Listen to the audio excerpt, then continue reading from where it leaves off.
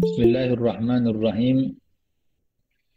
Kita melanjutkan taklim kita di pagi yang mulia ini dengan niatan agar apa yang kita pelajari bisa bermanfaat untuk menambah takarrub kita, kedekatan kita kepada Allah dan kecintaan kita kepada Nabi Muhammad sallallahu alaihi wasallam. Kemarin kita telah membahas tentang nawaqidul wudu, hal-hal yang membatalkan wudu. Saya ulangi, hal-hal yang membatalkan wudhu itu ada 4. Yang pertama adalah zawalul akli binaumin au jununin au irma'in. Hilangnya akal karena sebab tidur ataupun gila ataupun pingsan atau hal-hal yang sifatnya menghilangkan akal, koma dan segala macamnya. Illa idza namat mumakkinatun maq'adatuha min mahalli qu'udiha fala yantaqidu wudu'uha, kecuali tidurnya wanita yang duduk seperti ini, ya, menetap di atas tanah, tidak bergeser, kemudian tidurnya seperti ini, bangun pun dalam keadaan kondisi seperti ini. Apabila dengan kondisi yang lain seperti kaki selonjor ataupun punggung sampai menghadap ke bawah, maka bisa dipastikan wudhunya batal. Itu yang pertama. Yang kedua adalah iltiqa basyaratay rajul wal mar'ah al-kabiraini al-ajnabiyaini min ghairi hailin. Bertemunya dua kulit yang bukan mahram, maknanya laki-laki perempuan, yang sama-sama besar. Yang saya bilang kemarin, sama-sama besar tidak menunggu masuknya waktu balik, tapi mabalagha haddus syahwa. Kapan laki-laki dan perempuan itu sudah diminati oleh pasangan, seperti anak umur 12 atau 13 tahun, tapi sudah diminati, ataupun anak umur laki-laki umur 12 atau 13 tahun sudah diminati, maka hukumnya sudah membatalkan wudhu kita. Kemudian, min ghairi hailin, pastinya ketika menyentuh tanpa ada penghalang. Yang ketiga adalah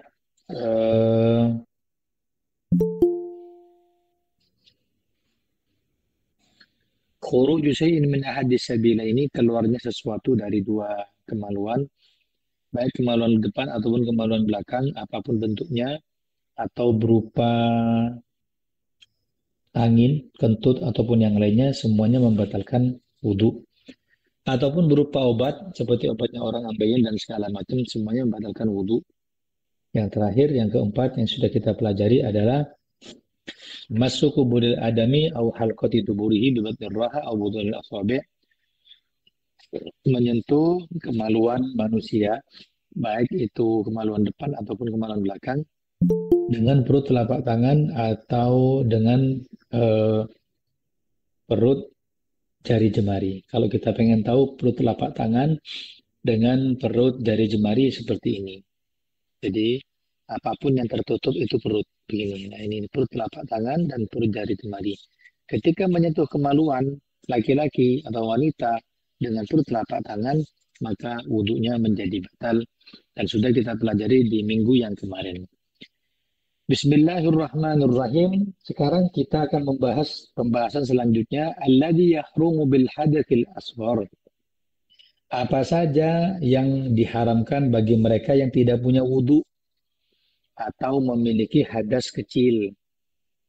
Idza intaqadha wudu'ul mar'ati bi syai'in mimma dzakarna, apabila batal wudhu seorang wanita dengan satu hal yang sudah kami sebutkan, mungkin karena tidur, mungkin karena menyentuh kemaluan, mungkin karena menyentuh lawan jenis, ataupun keluarnya sesuatu dari salah satu kemaluan, fayahrumu 'alaiha arba'atu asya'in, maka haram baginya 4 perkara.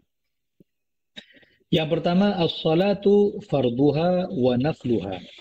Haram bagi orang yang tidak punya wudhu sholat. Mau sholat fardu ataupun sholat sunnah, apapun sholatnya. Meskipun itu fardu kifayah, seperti sholat jenazah dan segala macam, tetap hukumnya haram karena tidak ada wudhunya. Sebagaimana Nabi mengatakan, miftahul jannah as-shalah wa miftahus shalah al-wudu.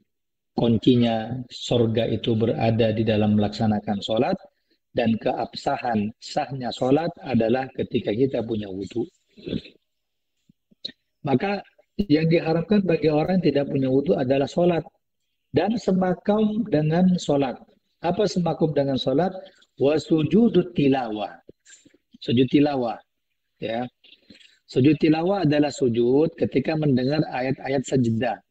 Contohnya, wasjud waqtarib, sujudlah dan mendekat. Kita kan sunnah sujud. Allahu Akbar. Wasjud waqtarib, ketika sujud itu kita harus memiliki wudhu. Adapun rukun-rukun sujud itu sendiri ada 4. Pertama, niat berbarengan dengan takbiratul ihram. Misalkan wasjud waqtarib, Allah, saya niat sujud tilawah. Allahu Akbar. Nawaitu sajdatat tilawah. Saya niat sujud tilawah. Allahu Akbar. Terus langsung sujud 1 kali saja.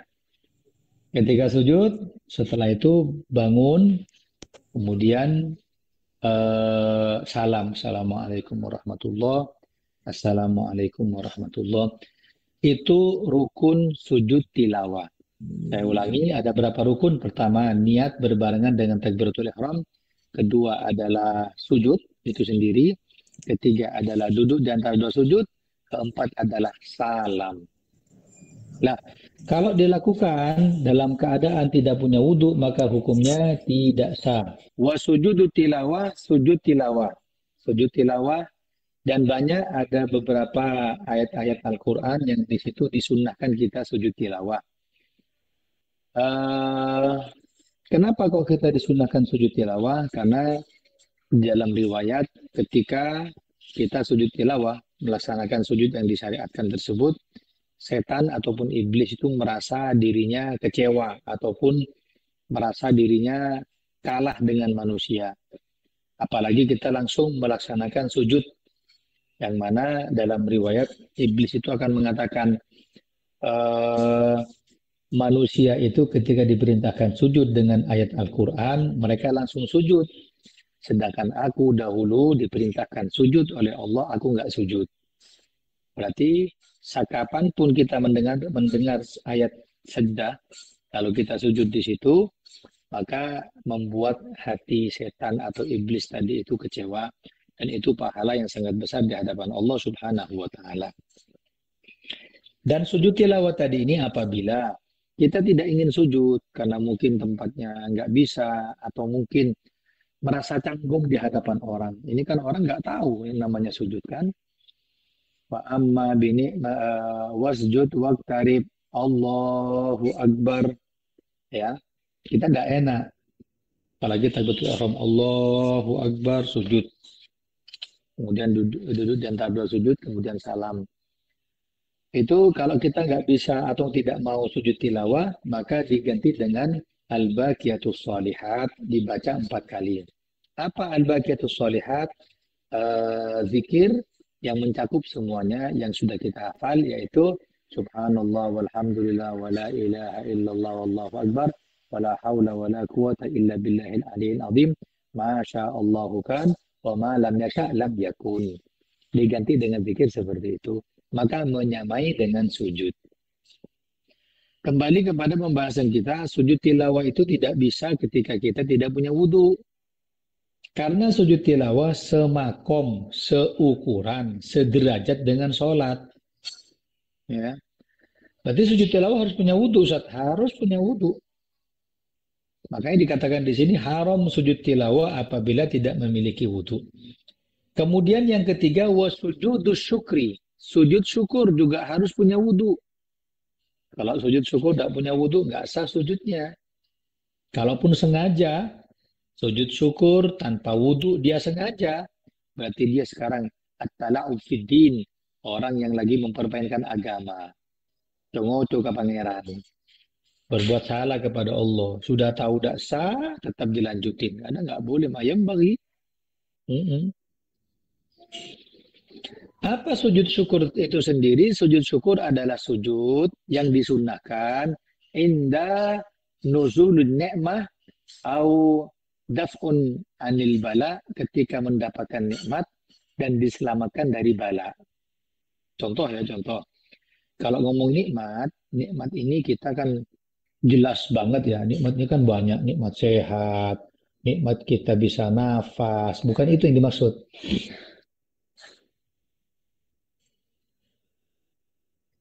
Bukan itu yang dimaksud. Tapi yang dimaksud nikmat ini adalah yang tiba-tiba datang.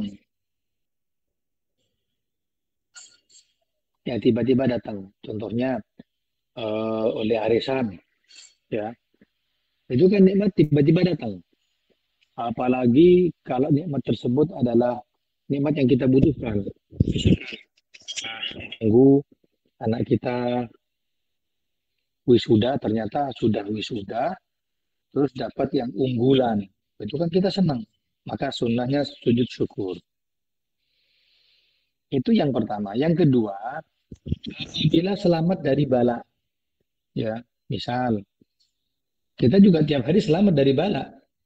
Apa yang dimaksud adalah ketika ada satu kejadian dan kita selamat di situ. Misal ada angin puting beliung, angin tornado. Semua rumah-rumah di sebelah kita itu kena, meskipun sedikit. Tapi rumah kita alhamdulillah nggak kena sama sekali. Bagaimana? Fayusannu sujudu syukri, sunnah sujud syukur. Satu. Kedua, mungkin naik mobil pas di tengah-tengah itu perjalanan, itu tiba-tiba melihat di depan kita kecelakaan. Kita tidak selamat. Alhamdulillah. Gimana? Sunnah sujud syukur. Nah, sujud syukur tadi itu tidak harus di tempat itu. Karena banyak orang mengatakan langsung sujud syukur. Nggak bisa. Sujud syukur tadi itu bisa kita tunda ketika kita sudah di rumah. Karena itu menyamai ukuran sholat, menyamai dengan derajat sholat. Kita mau sujud syukur, kita tidak punya wudhu. Kita nggak tahu menghadap ke kiblat mana. Kita belum tutup aurat secara maksimal sebagaimana sholat. Ya bagaimana ditunda sampai rumah baru sujud syukur. Bukan sujud syukur tadi itu dapat sekarang, sujud sekarang. Tidak. Oleh arisan. Oleh arisan. Nomor petolekor. Oleh arisan. Langsung sujud di pasar. Abok na kodung tak pakai tepak. Kaki masih terlihat. Kemudian tempatnya juga belum tentu suci. Bagaimana? Maka sujudnya tidak sah. Apalagi belum punya wudhu. Haram. Kalau sengaja. Katalah ufiddin. Main-main kepada agama. Dan itu dosa besar. Lalu bagaimana? Kita pulang. Ambil wudhu. Ya, ambil wudhu. Langsung takbir. Rukun sujud syukur sama dengan sujud tilawah. Pertama, takbiratul ihram berbarengan dengan niat. Allah, dalam hati saya niat sujud syukur. Nawaitu sajdata syukri. Allahu Akbar. Langsung sujud. Baca apa Ustaz? Nggak usah baca.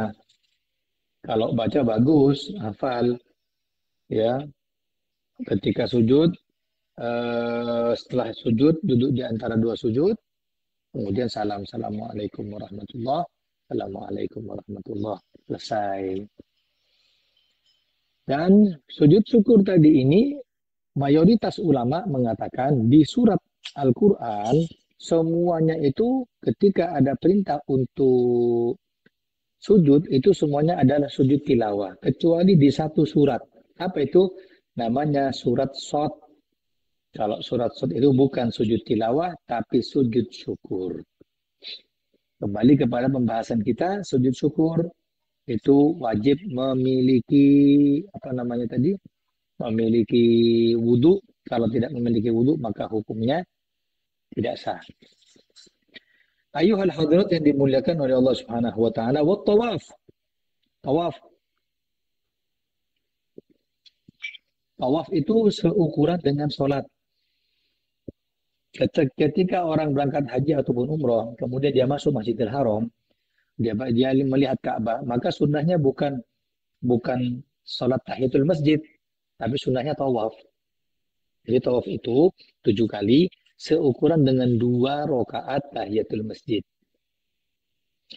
Wa tawafu bil Ka'bati fardhan wa naflan, tawaf di sekitaran Ka'bah 7 kali tadi itu, fardhan wa naflan, baik fardu ataupun sunnah, itu hukumnya wajib menggunakan wudhu. Nah, di sini ada permasalahan penting untuk disampaikan. Apa itu? Tentunya orang tawaf tadi itu kan tidak mungkin sendiri. Tentunya banyak orang. Dan tempat tawaf itu nggak mungkin dipisah antara laki-laki dengan wanita. Semua kumpul. Lalu bagaimana? Tentunya ketika kita tawaf, dikhawatirkan menyentuh kulit kita dengan laki-laki yang bukan mahram. Baik dengan jamaah travel kita, ataupun dengan suami kita, ataupun dengan orang lain yang ada di tawaf seperti itu. Terus bagaimana? Belum sampai 1 putaran tawaf, tersentuh dengan laki-laki yang bukan mahram, batal. Terus wajib wudhu lagi, tawafnya batal, wudhunya batal, wudhu lagi, setelah wudhu lagi, tawaf lagi, baru 2 kali putaran, kesentuh lagi, batal lagi, ulang dari 1 lagi, tak selesai. Maka ulama memberikan solusi di dalam hal ini dengan cara pakai cara wudhu madhab Imam Malik. Madhab Imam Malik, wudhunya itu beda dengan Imam Syafi'i. Hanya bedanya tipis. Apa itu? Imam Malik itu wudhunya harus menggosok. Misalkan air ya, itu harus diusap. Tangan kita harus nyentuh anggota wudhu. Ataupun tangan. Ya mau wudhu, misalkan keran, harus digosok. Lah, Imam Malik hukumnya wajib menggosok itu. Kalau kita madhab Syafi'i sunnah, mau digosok, mau nggak gosok, nggak masalah. Kalau Imam Syafi'i ada mandi, kita celupkan tangan kita ketika membasuh tangan, bagaimana? Cukup. Kalau madhab Malik nggak boleh, harus digosok. Digosok.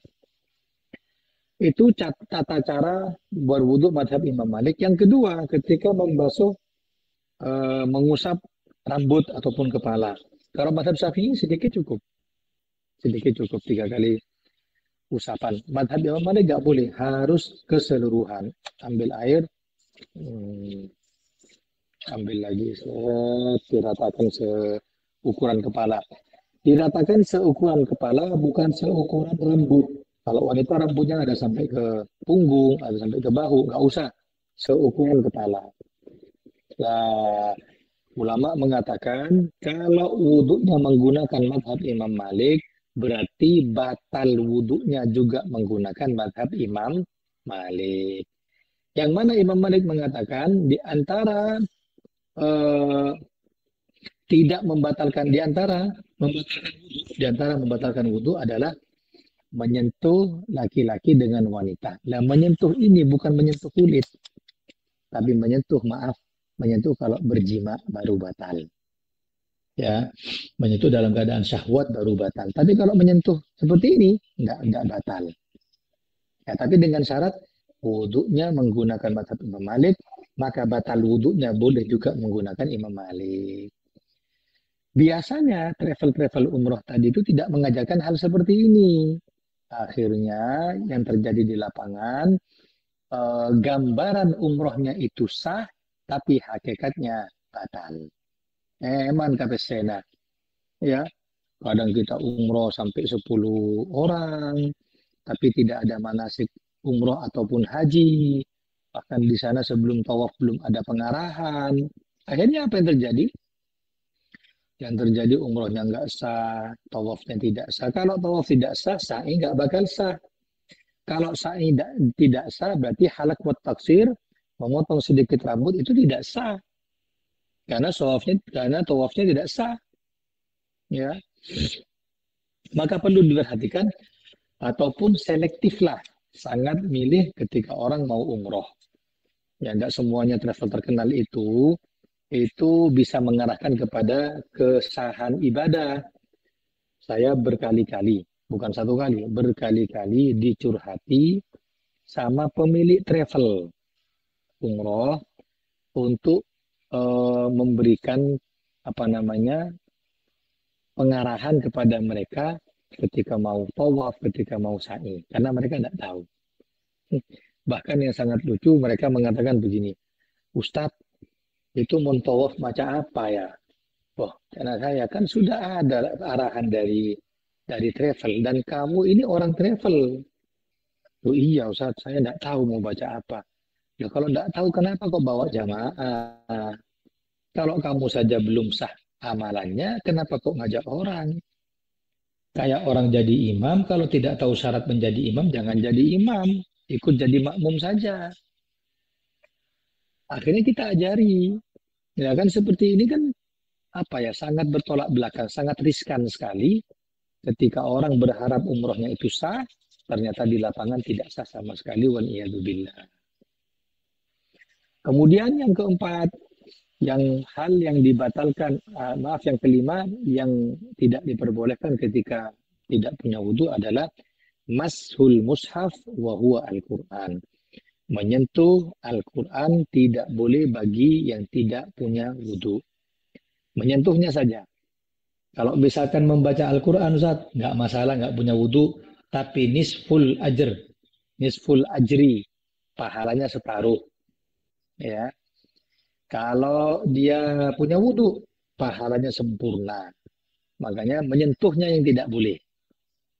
Saya tanya, kalau bawa Al-Quran, kalau bawa Al-Quran, selama tidak menyentuh langsung, maka hukumnya boleh. Ustaz tanya, kalau misalkan nyentuhnya Al-Quran lewat HP, nah di sini sama dengan menyentuhnya dengan Al-Quran yang fisik. Jadi Al-Quran sama yang ada di HP itu sama. Kalau aplikasi Al-Quran di HP dibuka, kalau kita sentuh layarnya tanpa kita punya wudhu, hukumnya seperti menyentuh Al-Quran tanpa wudhu. Apa? Haram. Tapi kalau HP-nya kita bawa, aplikasi Al-Qurannya nggak kita buka, tidak kita buka, kita main HP tanpa punya wudhu, nggak ada masalah. Tidak merupakan hal-hal yang sifatnya haram dilakukan. Maka inilah hal-hal yang membatalkan, maaf, hal-hal yang diharamkan bagi orang yang berhadas kecil. Saya ulangi, apabila batal wudhu seorang wanita, maka haram baginya 4 hal. Salat, mau fardu ataupun sunnah. Sujud tilawah, yang kedua. Sujud syukur, yang ketiga. Yang keempat, tawaf di Ka'bah, fardu ataupun sunnah. Yang kelima adalah menyentuh Al-Quran. Sampai pembahasan seperti ini, apa ada pertanyaan sebelum saya lanjutkan ke dalam pembahasan yang lain? Silakan. Sudah? Kita lanjutkan pembahasan kita kaifiyatul wudu biwajibatihi wa sunanihi.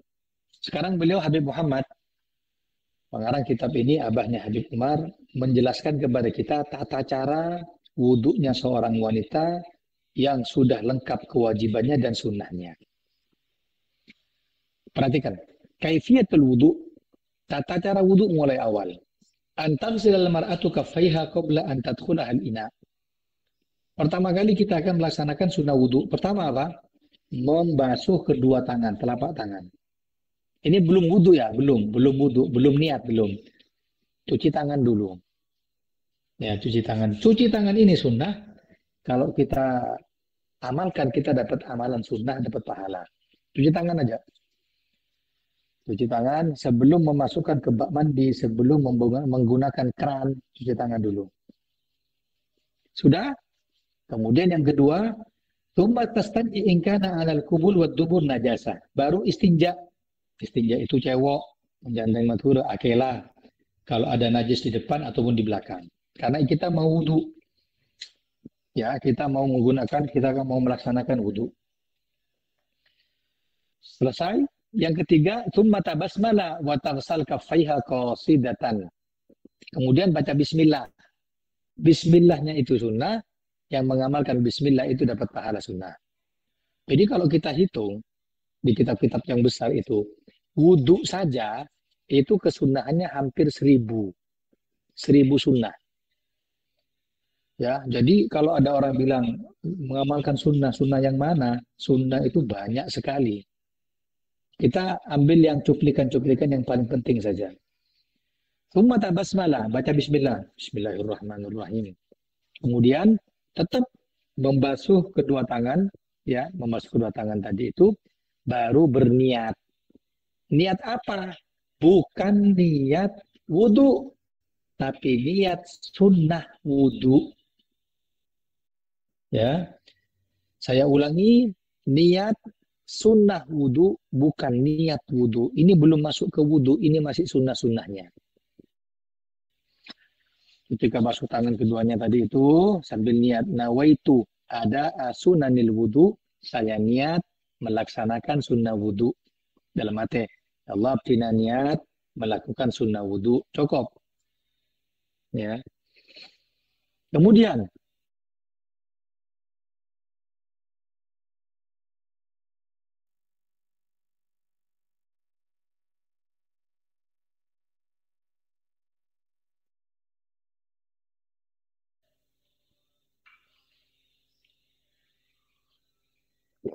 saya niat melakukan sunnah wudhu.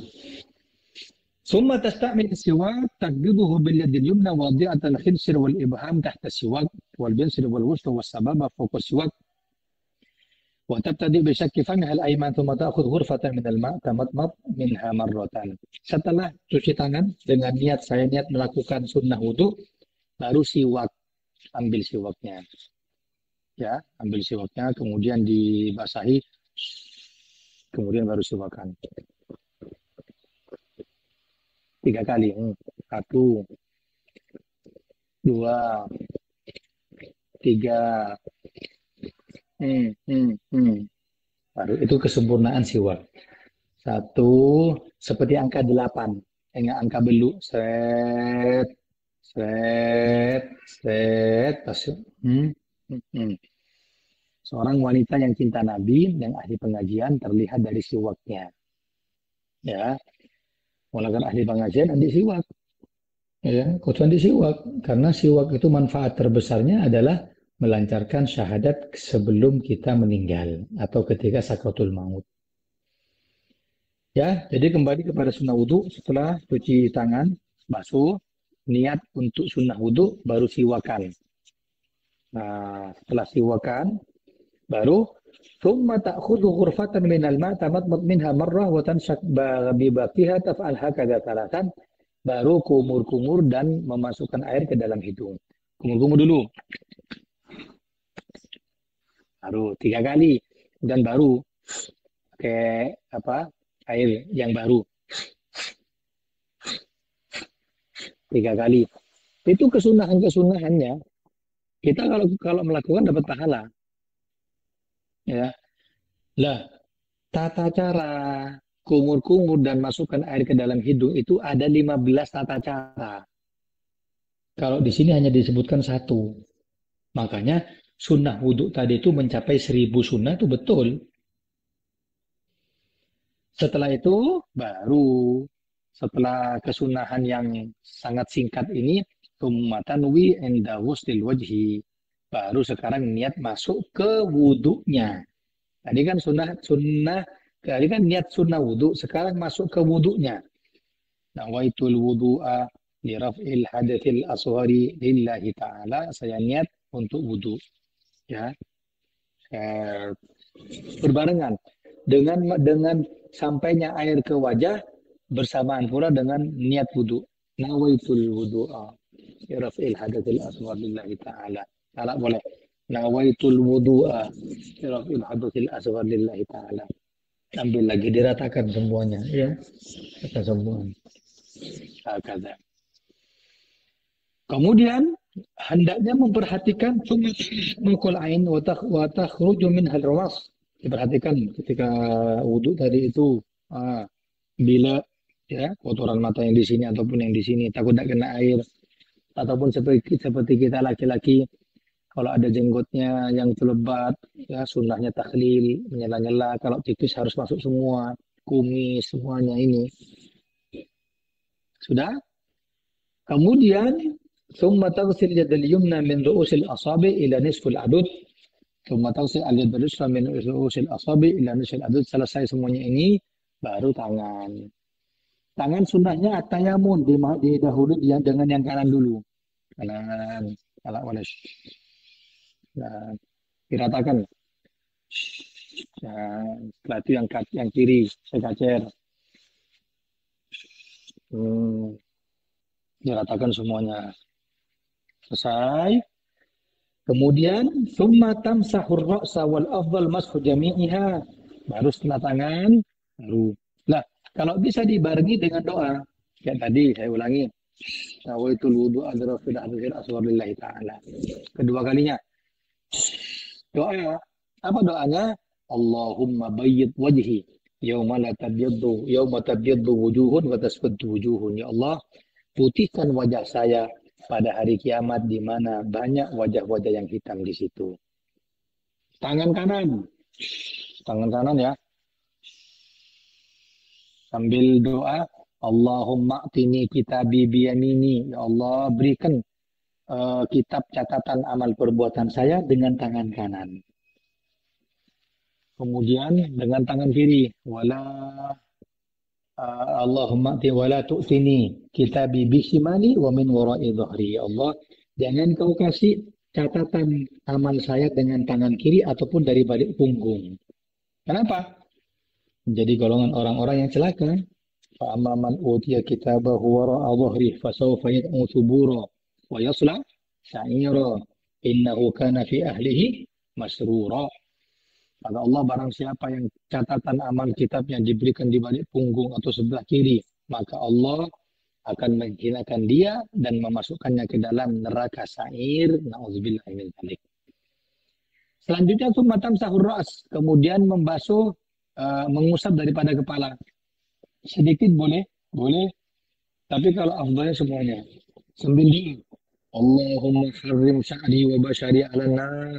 Ya Allah, kulit saya dan rambut saya jangan sampai dilahap api neraka. Serta ekelo api neraka, Gusti. Terus. Nah, kita doa ini kan berarti kita minta kan?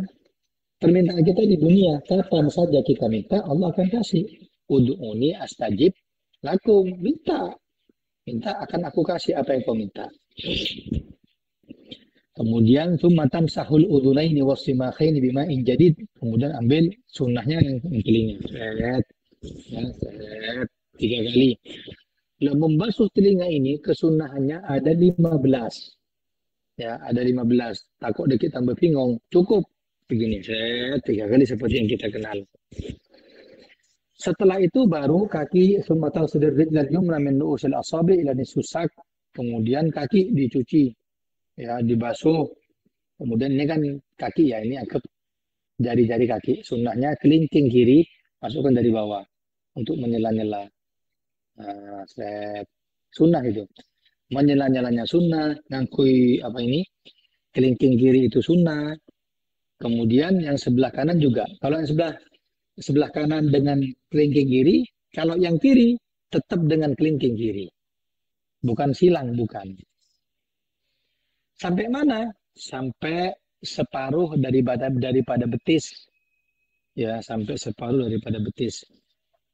Nah, dan perlu diketahui, perhatikan ketika membasuh membasuh kaki tadi itu, terutama dengan pecahan-pecahan seperti.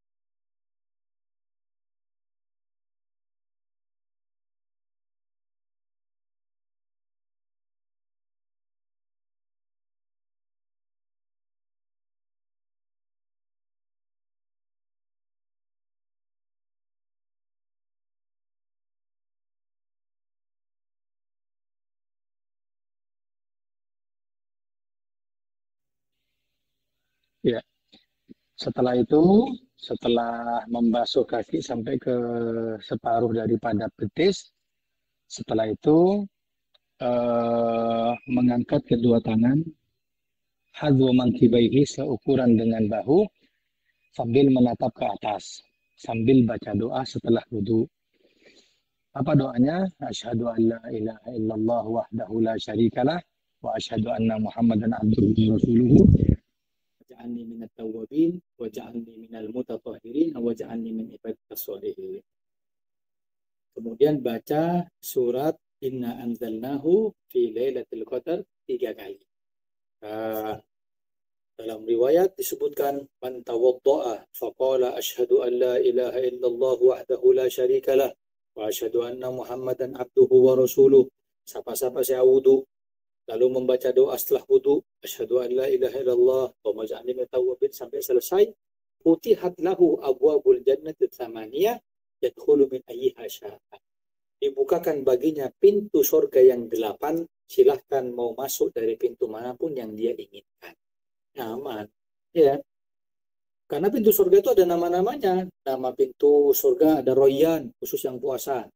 Pintu duha, pintu tahajud, pintu sedekah, pintu jihad, segala macam. Orang akan masuk tergantung dengan amalnya. Mau biasa sedekah, masuk pintu sedekah. Biasa duha akan masuk dari pintu duha.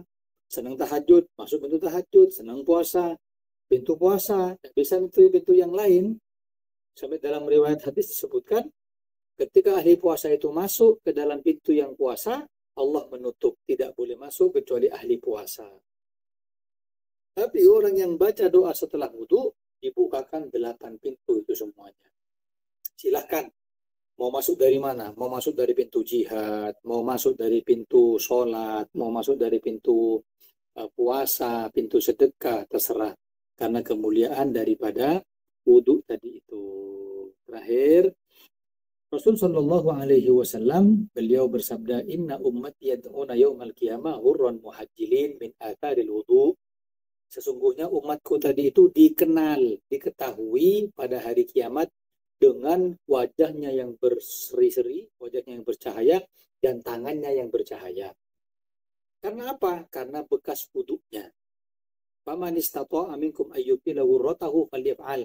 Barang siapa yang mau ataupun bisa memanjangkan basuhannya, maka dilakukan. Maka laksanakan. Kenapa?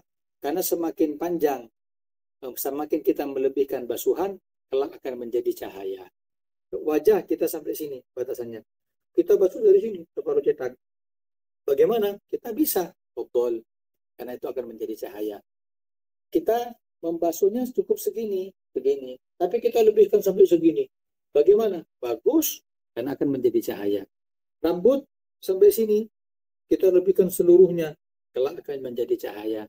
Kemudian telinga akan menjadi cahaya, kaki juga begitu, dilebihkan sampai, maaf, ke paha. Kalaupun sampai ke paha, bagaimana? Tidak apa-apa, kelak akan menjadi cahaya di hari kiamat. Wallahu a'lam bishawab. Mudah-mudahan membawa manfaat kajian kita di siang yang mulia ini. Di pertemuan berikutnya kita akan membahas bagaimana kemuliaan orang berwudu. Wallahu a'lam bishawab. Ada pertanyaan?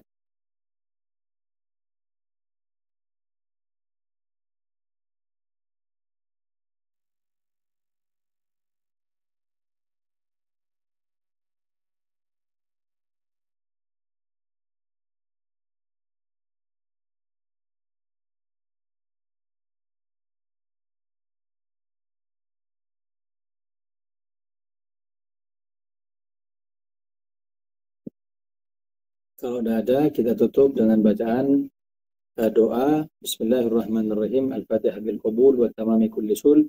Allahu subhanahu wa iyyakum al ilman nafi' wal amal al khalis al maqbul wa husn al ta'lim wa dalala ala al huda wa yasru bi dhalika al nabiyina Muhammad sallallahu alaihi wasallam thumma ila arwahi walidina wa shaykhina wa dhabil huquq alaina wa ila hadratin nabiy Mustafa Muhammad sallallahu alaihi wasallam bi sirril Fatihah.